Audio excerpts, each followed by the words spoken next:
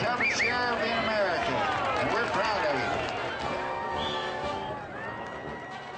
With an annual budget exceeding $120 million, a staff of 5,500, and top-of-the-range military hardware, the elected sheriff is the ultimate decision-maker on all questions of law and order.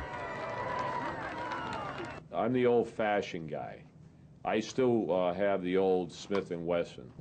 All my other guys have Glocks, automatics. I wear this little thing. The sheriff 100 years ago used to have the posse and go after horse thieves, and he was the top guy in the town. He arrests people. He had the jail. He had the jail.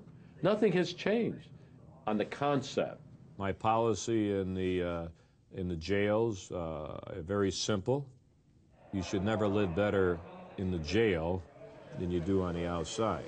Number one policy. Number two, you lose your privileges. What's wrong with taking away television and Playboy and Hustler and coffee and pizza? Why should you give them all that?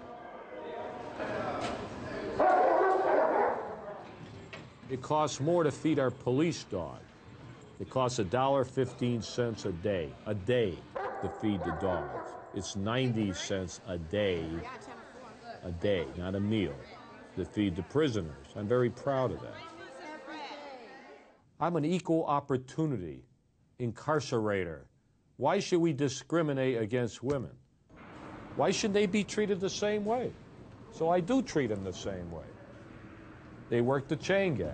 Chain one, take one step forward.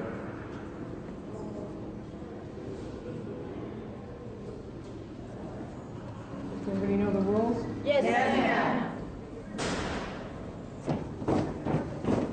Forward, march. Don't pay attention to anyone in the kitchen. Don't pay attention to anyone in the intake. Your eyes need to be straight ahead. You need to march in a straight line. Guys, be on that line. Everywhere we go. People wanna know. Who we are. When they violate the law, our policy in the tent, they smuggle cigarettes, they hit a detention officer. I put them in a cell with 3 others. We call it lockdown. They lose all their privileges.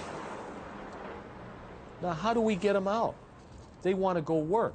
The only way I'm going to let them go back and get out of lockdown is work.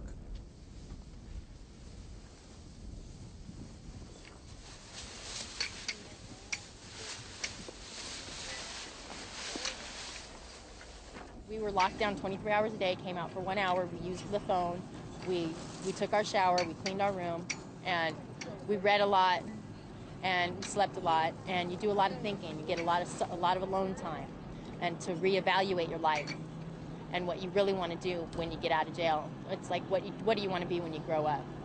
When you're out on the chain, to me, you've humbled yourself to the lowest point you can. I mean, you learn your discipline, and if you didn't want to be in jail, this is the way to, like, make yourself not want to come back. Because actually, people you hang out with may see you on the chain gang and know that, hey, yeah, we used to hang out, we used to party, now look at what they're doing. They're picking up trash on the side of the freeway, you know? So to me, it's humiliation, but it gives you a better outlook of what you're supposed to be doing, of doing the right thing. They volunteered, they signed, please, Sheriff, I want to be on your chain gang. I have a list a mile long, volunteers. We take them out of the lockdown, we put them on the chain gang. After 30 days, I graduate them, I give them a nice diploma. In his efforts to dissuade reoffenders and lower the taxpayers' burden, Sheriff Joe has not only banned cigarettes and pornography, in some facilities he's done away with prison buildings altogether.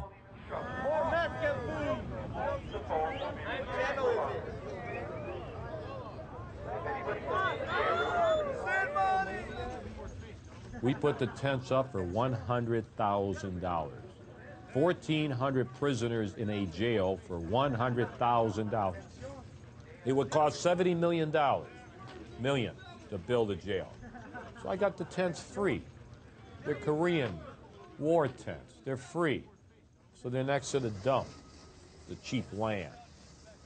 So why should we spend all this money when you can do it cheap. We have the bicycles, they're gonna get exercise. They always want exercise. Now I'm gonna give them exercise. But as they exercise, they can put the electricity in the tent. No exercise, no electricity.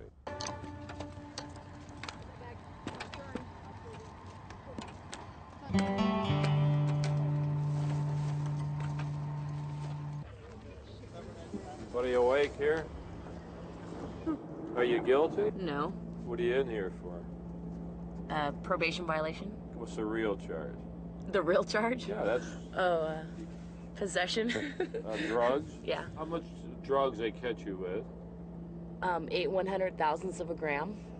We got more programs here than anybody in the United States of America. That's not true, because you get these young people coming in that are barely turning 18. They're doing time in here. It's so pathetic because you don't offer anything that's worthwhile to them. I feel sorry for the people that made a mistake and they're stuck in here and all they're learning is the bad stuff. Because then you're forced to go out there, and do all the bad stuff. Because that's what you've learned in here. You learn how to be a prostitute. You learn how to, You learn about things that you wouldn't. Yeah, that you wouldn't know about. It's scary. It really is. It's scary and sad. All I can tell you, as you grow up in your life, you should know that you should obey the law, and you keep violating the law, and you come in here. And I think that if you're saying you learn things in here from others that are bad, and then you go out and do it, shame on you. This should be an educational process for you to say, hey, I really want to be good. You know what's right and wrong. Don't go blaming these. It depends what your resources are. No, If don't you go have blaming. your The trouble with everybody in this tent, you're always blaming someone else. I'm not blaming anybody. You are always I'm giving saying that Arizona excuses. sucks. That's Everybody what I'm else saying, is and the wrong. system You're sucks, and right. It needs to be changed. And all I hear is an excuse why you violate the law. And I'm tired of hearing that. You should know. Your state and I'll never come Good. back. I hope you do. Then I'll save a little money. The concept of the office of the sheriff is the same than it was in Cowboy Wide Earth days. It's a Western. The time for talking, that's over. Well, Marshal, if that's the way you want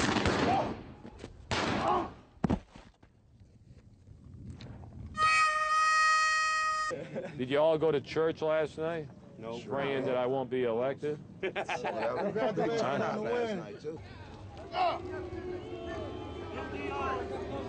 Victory.